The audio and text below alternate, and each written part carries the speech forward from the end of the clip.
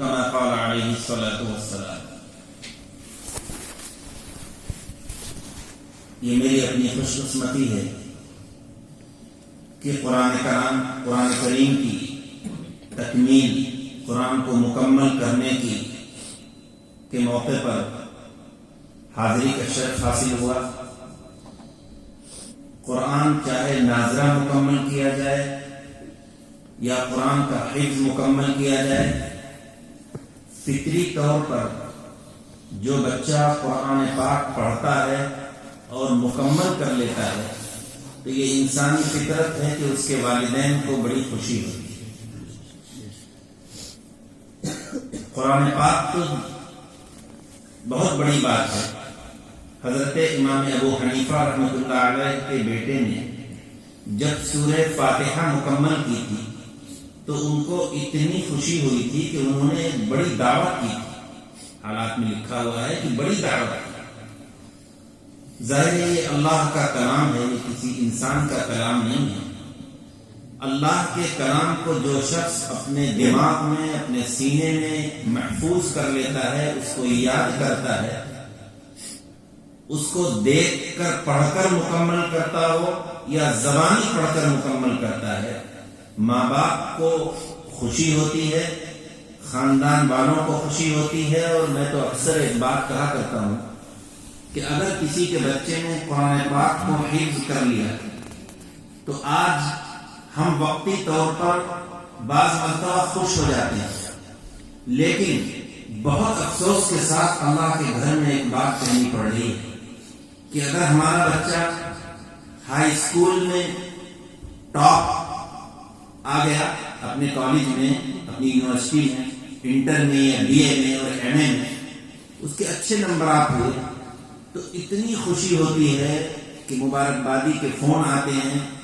بعض بڑے شہروں میں اس کے نام کے پوسٹر لگائے جاتے ہیں، اسکول کے پرنسپل کی طرف سے اس کو انعامات دیے جاتے ہیں، اخبارات میں اس کے نام چھپتے ہیں. کوئی حرج نہیں، بچے کی حوصلہ افزائی ضروری ہے، اس نے محنت کی ہے، لیکن اس سے زیادہ خوشی ہونا چاہیے قرآن پاک کے مکمل ہونا. تو یہ چاہیے کہ پورے خاندان والے، بستی والے خوش ہوں کہ آج میرے بچے نے اللہ کے کلام کو مکمل کر لیا ہے، دیکھ کر ہی صحیح مکمل کر لیا ہے. اس کی خوشی زیادہ ہونی چاہیے.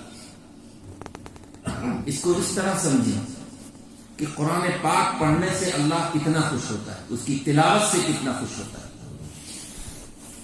اگر انسان نے اخبار میں کوئی مضمون دیا ہو یا کسی کتاب میں اس کا کوئی مضمون آیا ہو، کوئی چیپٹر ہو اس کا، اور وہ کہیں اور پڑھا جائے، وہ دموڑا کا رہنے والا ہو، محمدی کا رہنے والا ہو، لیکن جو اس نے لکھا ہے وہ کسی ماہانہ رسالے میں چھپ گیا ہو، کسی اخبار میں چھپا ہو، اور یہ شخص لکھنؤ کے ریلوے اسٹیشن پر بیٹھا ہے، وہاں اس نے یہ دیکھا کہ ہمارے قریب اردو کا جو اخبار ہے اس میں جو شخص اخبار پڑھ رہا ہے اس میں تو میرا مضمون آیا ہے اخبار.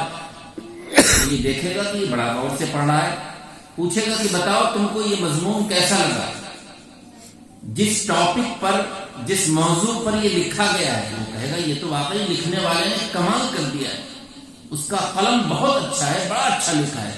پڑھنے سے معلومات بھی ہو رہی ہے، نالج بھی بڑھ رہی ہے، اور لکھنے کا انداز بہت بہترین ہے. اگر اس نے یہ بتایا کہ بھائی اس کا لکھنے والا میں ہی ہوں تو اس کو بھی خوشی ہوگی، اور جس نے لکھا ہے اس کو کتنی خوشی ہوگی کہ ہمارا لکھا ہوا مضمون، ہماری لکھی ہوئی کتاب، ہمارا لکھا ہوا کوئی چیپٹر اتنے شوق سے پڑھا جا رہا ہے. خوشی ہوگی انسان کو. تو یہ ایک فطری بات ہے. اب اندازہ لگائیے جب ایک انسان کے لکھے ہوئے کی خوشی ہمیں اور آپ کو ہو سکتی ہے.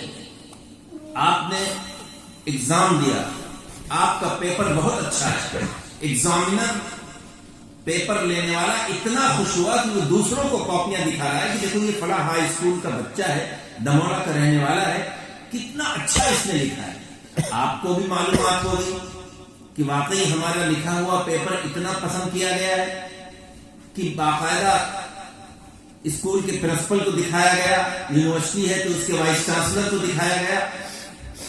تو آپ کو بھی خوشی ہوگی، آپ کے والدین کو بھی خوشی ہوگی. بالکل یہی حال اللہ عز و جل کا ہے. جب اس کی کتاب اللہ کا کوئی بندہ کسی بھی عمر میں، چاہے وہ بچہ ہو، چاہے جوان ہو، چاہے بوڑھا ہو، جب وہ پڑھتا ہے تو اس اللہ کو بھی بہت خوشی ہوتی ہے. دنیا میں ہم انعام بڑے سے بڑا دے دیں. آپ نے دیکھا کہ کالجوں میں شیلڈ ملتی ہے، طرح طرح کے انعامات ملتے ہیں، لیکن دنیا کے انعام کی کوئی حیثیت نہیں ہے اگر کسی نے قرآن پاک کو پڑھ لیا ہے اور اللہ اس سے خوش ہے، اس پر عمل بھی کر لیا ہے، تو جو اللہ انعام دے گا وہ اس سے بہت بڑا انعام. کیا انعام دے گا؟ اگرچہ قرآن پر آپ بہت بات کر چکے ہیں، وہ کوئی تفصیلی بات نہیں کروں گا، ہماری بات آپ سنتے ہی رہتے ہیں. میدان حشر میں، بلکہ اس سے پہلے یہ سمجھیے، ابھی بچہ اٹک کر پڑ رہا ہے، ظاہر ہے اس کو ذرا سا کچھ، ایک بچے کو ڈر ہوتا ہے، جبکہ حدیث میں آتا ہے کہ جو شخص قرآن کو پڑھے اور اگر وہ الماہر بالقرآن مع السفرۃ الکرام البررہ، جو قرآن پڑھنے کا ماہر ہو، روانی سے قرآن پڑھے، تجوید کی رعایت کرتے ہوئے تلفظ صحیح نکالے، وہ تو اس کا تو مقام ہی کہ معزز فرشتوں کے ساتھ ہوگا. لیکن والذی یتعتع فی القرآن، جو شخص قرآن کو اٹک اٹک کر پڑھتا ہے تو وہ یہ نہ سمجھے کہ ہمیں کوئی اجر نہیں ملے گا. اس کو پڑھنے میں مشقت ہوتی ہے، الفاظ کے نکالنے میں، حروف کے نکالنے میں دشواری ہو رہی ہے، جیسے کہ اس بچے کو ہوئی. ارے یہ تو صرف ناظرہ ہے. میرا پتہ نہیں کہاں کسی جلسے میں ایک بڑے مدرسے میں جانا ہوا تو وہاں بچہ حافظ قرآن تھا، لیکن کچھ ایسا اس کے اوپر روب لوگوں کا پڑا، کچھ علماء کا، کچھ مجمع کا، کہ وہ پڑھ نہیں پا رہا تھا. تو ہم نے سمجھا کہ شاید لوگ یہ سمجھیں کہ اس مدرسے میں تعلیم نہیں ہوتی. ایسا کچھ نہیں ہے، تعلیم بہت اچھی ہوتی ہے، بچے کے اندر جھجک ہوتی ہے. بہرکیف اللہ کے پیارے نبی فرماتے ہیں کہ جو بچہ یا بڑا کوئی بھی یتعتع فی القرآن، قرآن کو اٹک اٹک کر پڑھ رہا ہے اور اس کو دشواری ہو رہی ہے، اس کے لیے ڈبل اجر ہے، 2 ثواب اس کے، ایک اس کے پڑھنے کا اور ایک کوشش کرنے کا. کہ دیکھو یہ اللہ دیکھ رہا ہے کہ میرا یہ بندہ میرے قرآن کے پڑھنے کی کوشش تو کر رہا ہے. آج اگر کسی کے ہاں جاؤ اور بچہ انگلش بہترین بولے فرفر، تو باپ بھی بہت خوش ہوتے ہیں کہ بڑا ماہر ہے، بہترین انگلش بولتا ہے. کہیں کوئی انگریز اگر آ جائے تو اس سے بھی یہ بولنے لگے گا، اس کو انگلش کے بولنے میں کوئی پریشانی نہیں ہوتی. میں کہتا ہوں اللہ کے بندوں، اگر بچہ بہترین قرآن پڑھتا ہے تو اس سے زیادہ آپ کو خوش ہونا چاہیے کہ چلو میرا بچہ اللہ کے کلام کو، عربی جو زبان ہے، جنت کی زبان ہے، اللہ کی زبان ہے، فرشتوں کی زبان ہے، پیارے نبی کی زبان ہے، اس زبان کو، صحابہ کی زبان ہے، اس زبان میں اللہ کا جو کلام نازل ہوا اس کو ہی بہترین پڑھنا ہے، یہ اور زیادہ خوشی کی بات ہے. تو اس لیے اللہ تعالیٰ اپنے ان بندوں سے بے انتہا خوش ہوتا ہے جو اللہ کے کلام کو پڑھتے ہیں. آپ اپنے بچوں کو کانوینٹ اسکول میں داخل کریں، کسی انگلش میڈیم اسکول میں داخل کریں، علماء منع نہیں کرتے. آپ سائنس پڑھائیں، انگلش پڑھائیں، دنیا کی تعلیم دیں، جغرافیہ پڑھائیں، کچھ بھی پڑھائیں، لیکن خدا کے لیے بچے کو قرآن ضرور پڑھائیں. یہ طے کر کے اللہ کے گھر سے جائیں، چاہے آپ کتنے بھی باحیثیت ہیں. آج ہمارا اور آپ کا ذہن یہ بنا ہوا ہے کہ بچہ، اگر ہم غریب ہیں اور بچہ بھی ذرا کند ذہن کا ہے تو جاؤ اس کو مکتب میں بھیج دو، مدرسے میں بھیج دو، کیونکہ یہ بچہ اس لائق نہیں ہے کہ ہم اس کو کانوینٹ میں بھیجیں، یا ہمارے پاس اتنی رقم نہیں ہے کہ کانوینٹ اسکول کی فیس ماہانہ جو پڑتی ہے وہ ہم دے سکیں، تو چلو اس کو قرآن ہی پڑھا دو. یہ تصور ہو گیا ہے. اللہ معاف فرمائے.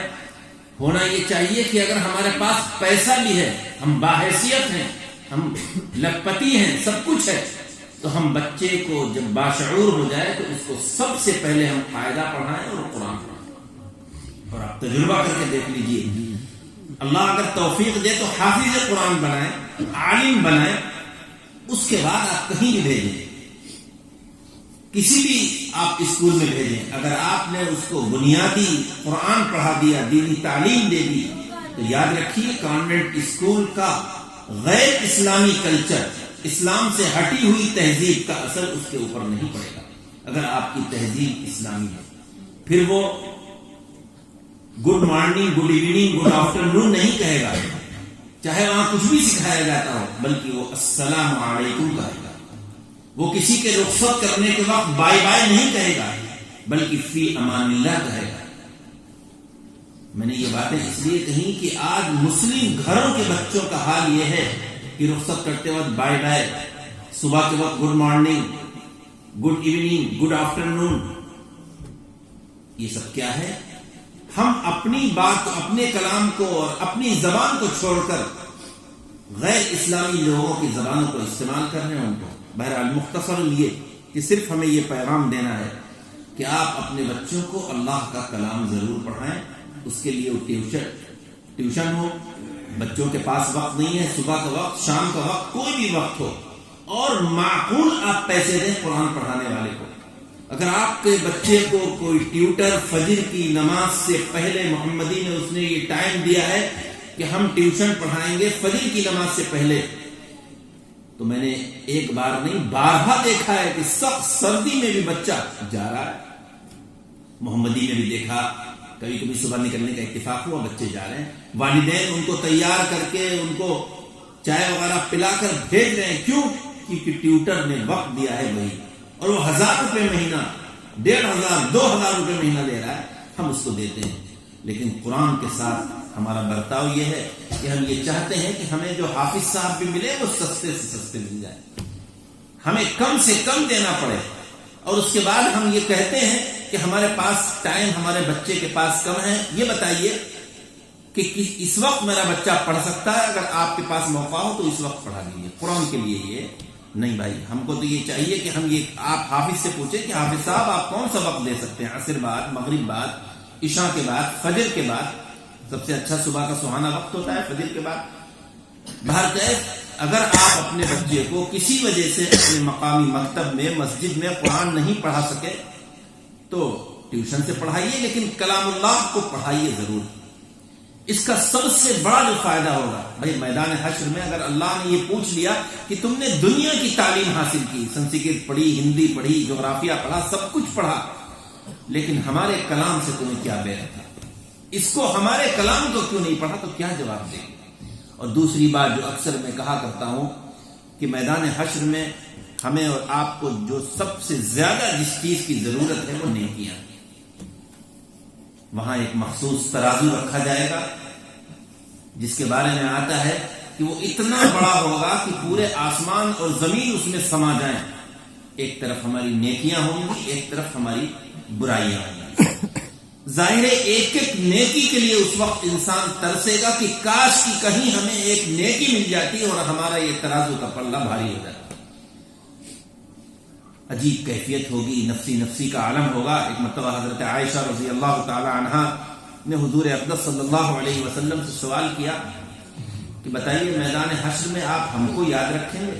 حضور صلی اللہ علیہ وسلم یہ جواب دے سکتے تھے کہ اے عائشہ تم کیسی بات کرتی ہو، تم تو میری بیوی ہو، کہتی بیوی ہو تم کو بھلا بول جائیں گے؟ نہیں، اللہ کے پیارے نبی نے فرمایا کہ اے عائشہ 3 جگہیں ایسی ہوں گی جہاں کوئی کسی کو نہیں یاد رکھ سکے گا. نفسی نفسی کا عالم ہوگا، سب کو اپنی پڑی ہوگی کہ ہمارا کیا ہوگا. اس میں سے پہلی جگہ یہی ہے جب ہمارے اعمال کو ایک مخصوص ترازو میں تولا جا رہا ہوگا کہ پتہ نہیں ہمارے نیکیاں زیادہ ہیں یا برائیاں زیادہ ہیں. کیونکہ اگر نیکیاں زیادہ ہوں گی، پلہ جھک گیا، نام اعمال داہنے ہاتھ میں مل جائے گا، ہم پل صراط سے گزر کر جنت میں داخل ہو جائیں گے. لیکن اگر خدا نہ چاہے، خدا نہ خواستہ اعمال نامہ ہمارا ایسا ہوا کہ برائیاں زیادہ ہو گئی، گناہ زیادہ ہو گئے، دنیا میں ہم نے گناہ کیے، ہم توبہ اللہ سے رو رو کر نہیں کر سکے، تو پھر نام اعمال بائیں ہاتھ میں ملے گا. نیکیوں کے کمانے کا کم سے کم وقت میں سب سے اچھا طریقہ یہ ہے کہ اللہ کے کلام کی تلاوت زیادہ سے زیادہ کی جائے. جتنا ہم قرآن پاک کو پڑھیں گے نیکیاں بڑھیں گی. آپ نے علماء سے سنا کہ اگر ایک حرف ہم پڑھتے ہیں، الف لام میم آپ نے پڑھا، 30 نیکیاں آپ کے نام عمل میں لکھ گئی. آپ نے ایک صفحہ روز پڑھ لیا، پاؤ پارا پڑھ لیا، کتنی نیکیاں آپ کو مل گئی صرف قرآن پاک کی تلاوت کی برکت سے. اور اس کا ایک آسان طریقہ اور بتاتا چلوں، اگر انسان 5 وقت اللہ کے گھر میں حاضر ہو کر باجماعت نماز